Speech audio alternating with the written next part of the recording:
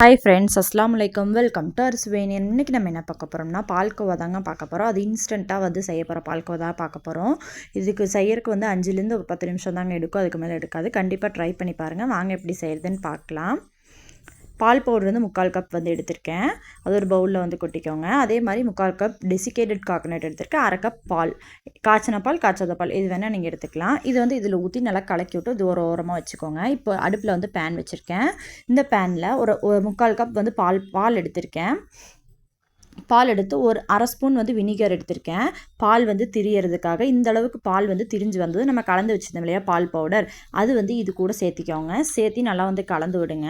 இப்போ எல்லாமே ஒன்று சேர்ந்து வந்ததும் இப்போ 1/2 கப் சர்க்கரை சேர்த்திக்கலாம். ஏன்னா பால் பவுடரே ஆல்ரெடி நம்ம இனிப்பு இருக்கும் இல்லையா, அதனால நம்ம 1/2 கப் சர்க்கரை சேர்த்திக்கலாம்.